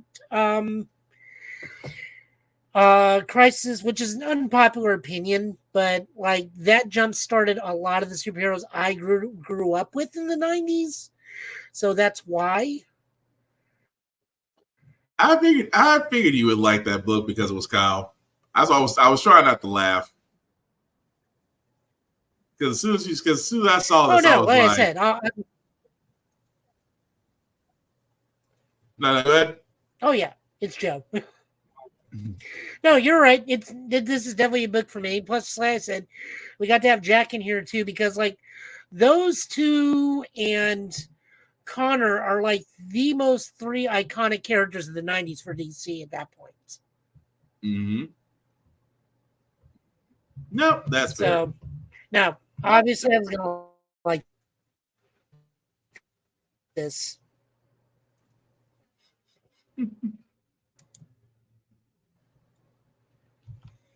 Moving on over. Art by Humberto Ramos and inks by Victor Olazaba and colors by Edgar Delgado. This is just finishing up their first arc dealing with Arcade and Hammerhead of gang war, but it's the Spider People dealing with robots. Good wrap up. Solid introduction of Knave, even though like he's kind of a throwaway character, but we needed some sort of super duper big bad to finish out this first arc. We're also dealing with the fact that there are clones running around of the coffee house people that I couldn't really tell. Are they all vermin now or what? They look like vermin. I was thinking the same thing at first, but it's like they look like vermin, but that's a toss up. I was between vermin and mole people. Yep. So, like I said, decent. Greg Weisman knocks out of the park with his writing. Humberto Ramos, God, I love his art. I do look forward to seeing what we're going to get next time. Spider-Man books. Yep. Miles Morales, Spider-Man, written by Cody Ziegler, with art by Federico Vincentini and colors by Brian Valencia. We are continuing the Miles versus the Vulture because he is technically dating the Vulture's granddaughter. He's also dealing with his vampirism ability stuff, overamping his current spider abilities, meaning like he could potentially kill somebody on accident almost any given point if he doesn't try to rein it in. So there's a lot of stuff there. He's also dealing with the girlfriend because he's in constant like peril against her grandfather. We get a new costume for the Vulture, which is fine. I guess they kind of made him look a little bit like Across the Spider-Verse Vulture, but not really towards the end. It's more of a aviator suit than an actual Vulture suit. Yeah. Although I'm getting get off my lawn vibes from it, but yeah. I mean, I'm not going to argue that. I like that they're still trying to balance all this with Miles, that he's now a vampire controlling that, because I was worried they were going to drop that storyline in general, but it's been fun with it. Hopefully they wrap that up soon. The whole thing of him and just the whole idea of him in blood, that was interesting that he was worried about pulling his punches. And I'm like, yeah, I'm going back to Superior Spider-Man where Doc Ock realized Peter could have killed you all. He's like, he's been holding back his punches this entire time? Yep, could have killed you all. I'm just saying, more efficient.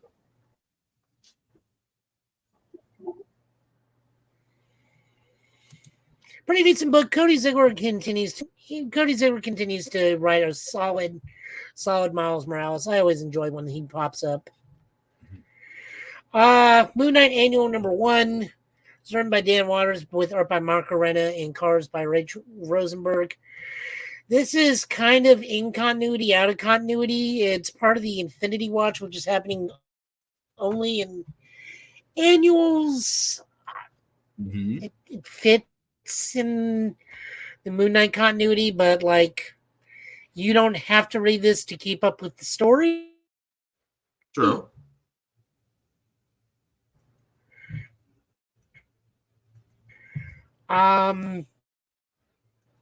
That's really all I got because I don't know what was going on in the Infinity Watch.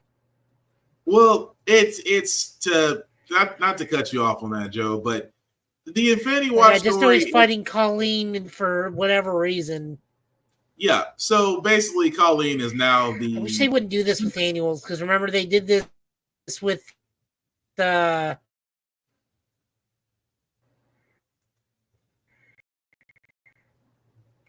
If they're doing that contest to too early before.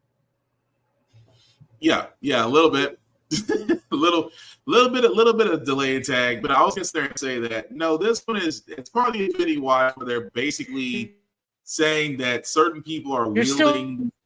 Still loading in on my end. Okay. So yeah, we might have to count this out to far. I wouldn't go out of the way if you're a Moon Knight fan.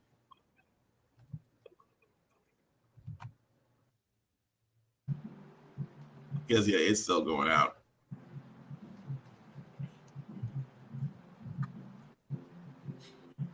I think we're good. Go ahead, Joe. You may need to pop back out and pop back in.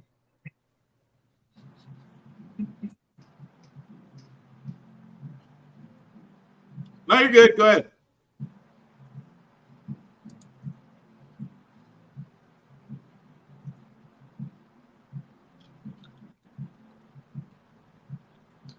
Oh, there he goes. Everybody's back together. Wait, was I missing? That was weird.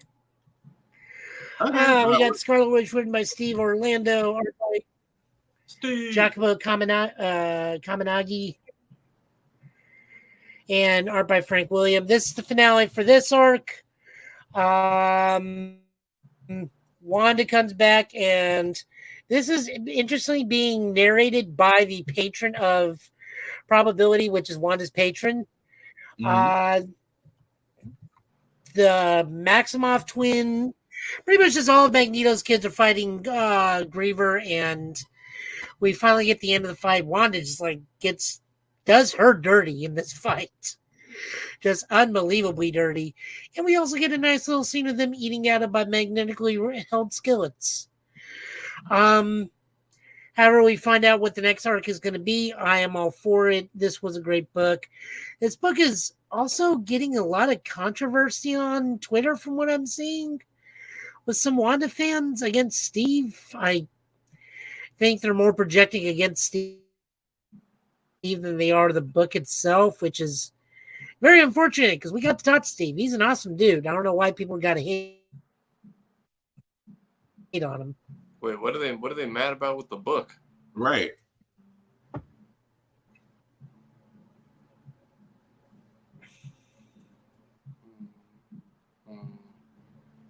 Four, 5, 6. Nope, we're all back. Nah, what were they hating about the book, Joe?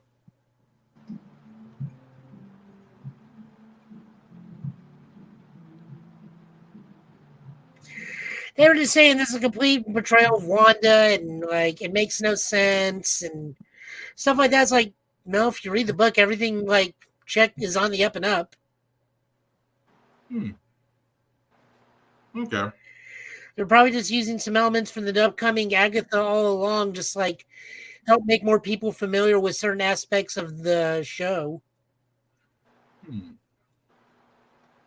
Okay. Makes sense.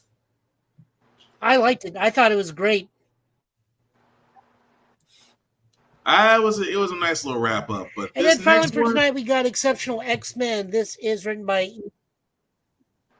Oh. No, you're good. Go ahead. Yep. This is Exceptional X-Men. This is written by and colors by Nolan Woodward. I really like this book. This was so much fun. This continues Kitty Pryde.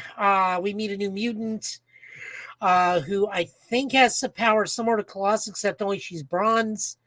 And then Emma Frost at the end, we check in and see what she's up to. And the moment she starts talking, I realize what this book actually is. This is a new version of Generation X.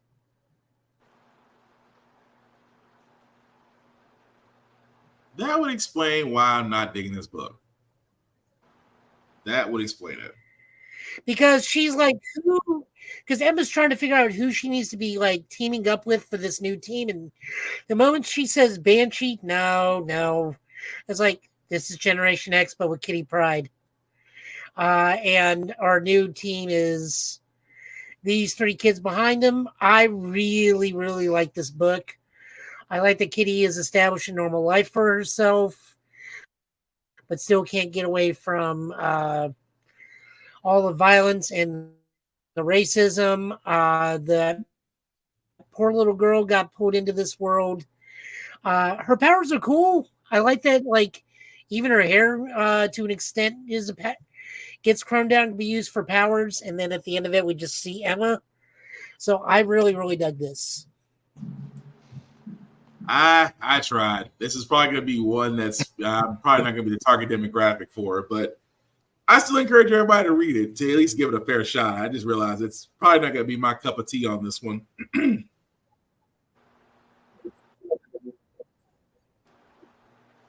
Well, what didn't you like about it?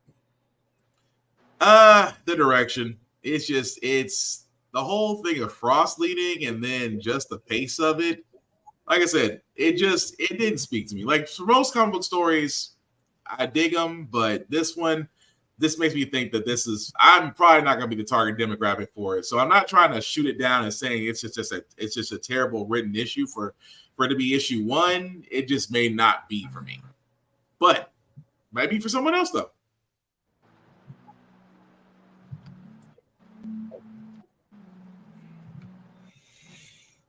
Yep, but that's what I came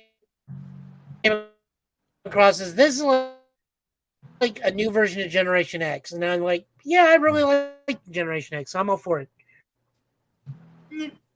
Cool. All right. So was that hang on. Okay, there you go, Joe. Was that the list? Because I just saw you bounce back. Yeah, that was the list. Okay.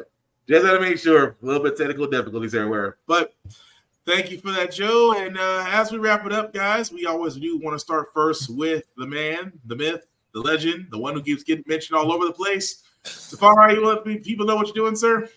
Yeah, you can find me doing a lot of short form content now that I have more free time. So I'm usually posting every Monday or just whenever I'm bored. So you can find me on all platforms underneath this name. Blurred's Eye View. We are finally wrapping up our summer adventures. We just dropped interview number 4 with Phil Lamar.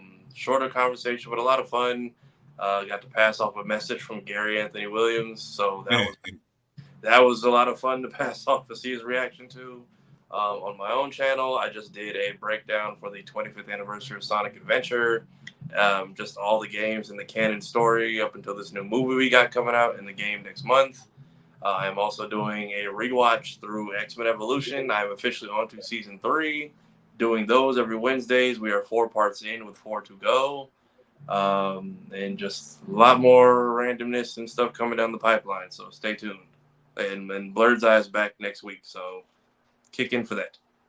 Yep, that we are. Joe, want to let people know what you're up to, sir?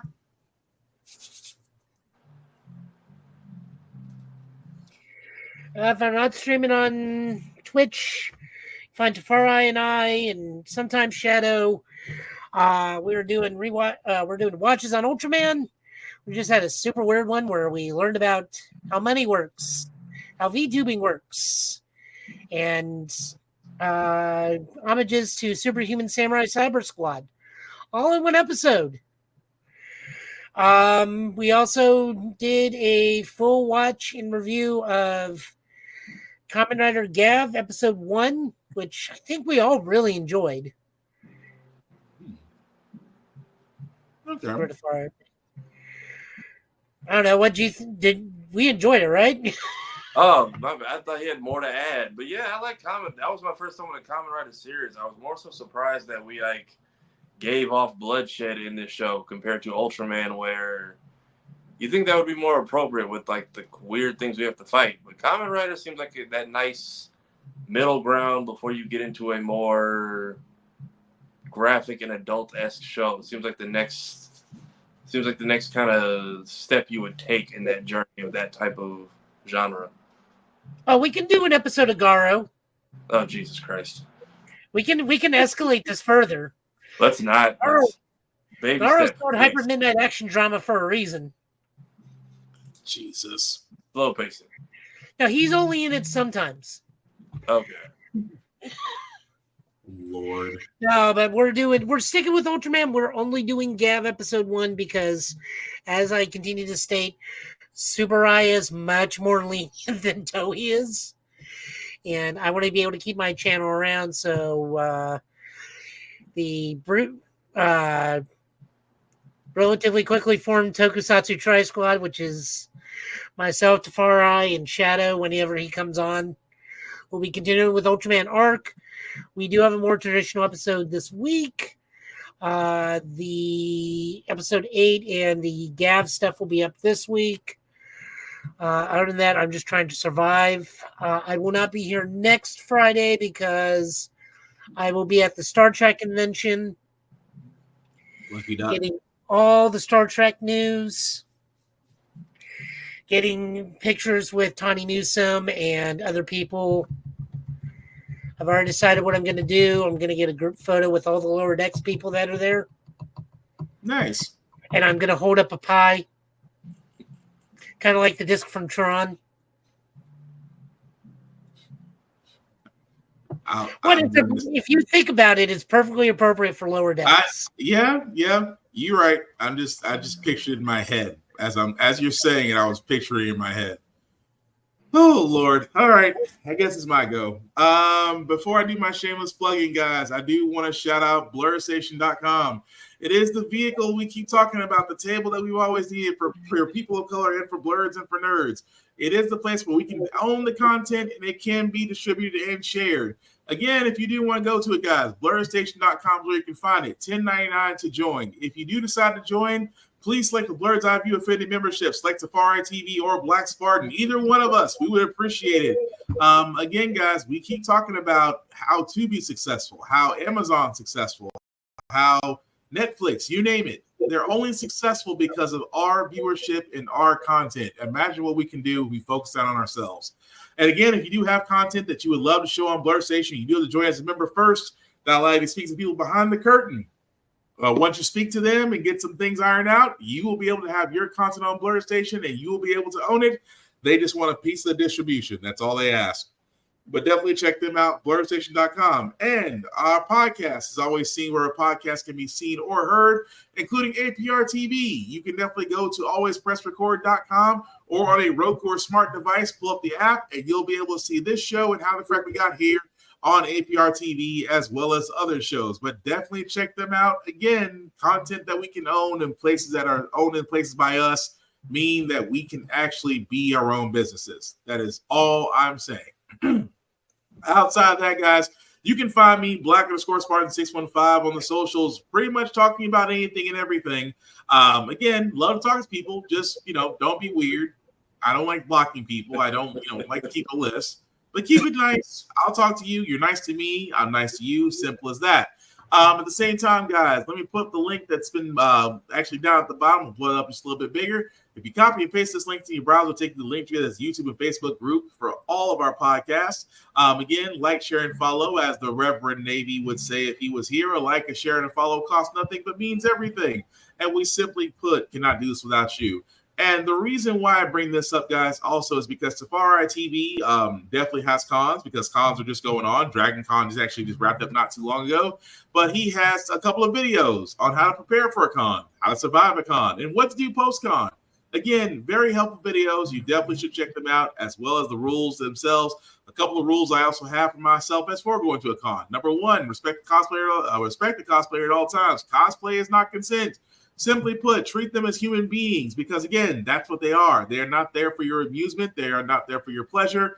They are simply there for the love of cosplay and fandoms, and all you have to do is just be a human. Be nice. Have manners. It's not that freaking hard. And cosplay is for everybody, regardless of your height, weight, preference. Again, there are no rules to cosplay except for one. Don't do blackface. You don't want your ass kicked at a con? Don't do blackface. That freaking simple. Number two is hygiene, guys. Clean clothes, clean cosplays. Again, soap, water, deodorant. It's not that hard. These are places where there may not be very little space. At the same time, body heat will definitely show if you have odor, and damn deodorant doesn't work. And also the same rule that the third rule I have, guys, thank you for watching me this far, because words are hard, is, again, be nice, be kind, share your fandoms, don't be a dick. You get a whole lot farther at these cons by being nice. Trust me, you really will. Nobody gets far being an asshole. Just saying. But as we wrap this up, guys, we will definitely be back here. Same Get Bit time, same Bit channel. As we await Joe, who will come back from Star Trek Convention with a picture of the pie holding it up like a Tron wheel. I will definitely post that if you do get that, by the way. But we will definitely be back next week. Same Get Bit time, same Get Bit channel. Also, guys, please go to vote.org. I know we don't talk about voting a lot on this show, but again, for what's coming up down the pipe, vote.org. Please check your registration. Please make sure you're registered. Please make sure you know exactly where to go to vote. Joe cannot, Safari cannot stress this enough. Please go there. Make sure you're cool, because we all have something we need to do come November. And honestly, we do need to assemble on that. That's just being honest. But as we wrap this up, guys, anything else we want to say before we call it a night? Enjoy Beetlejuice. I've heard good things so far. Yes, that's another thing too. Beetlejuice is definitely out, and so far the reviews have been great. Joe? Look into that new Linkin Park lead singer. She's not all that cracked up to be. Yeah, Rob. Everybody, quit giving that girl grief. Like, let's be happy Linkin Park is doing music again. Yes. Well, here's the thing, and I'll say this as we wrap this up. Yes, Linkin Park has a new singer. Yes, she might have some questionable decisions in the past. My thing is, she's allowed to give a shot. Before judgment is passed on this girl, because let's be honest, Chester is a one-of-a-kind, unique voice to Linkin Park. That man's voice will never be duplicated. So, that being said, that Linkin Park did move on with a new singer. I do love the single. I do hope that they have much success.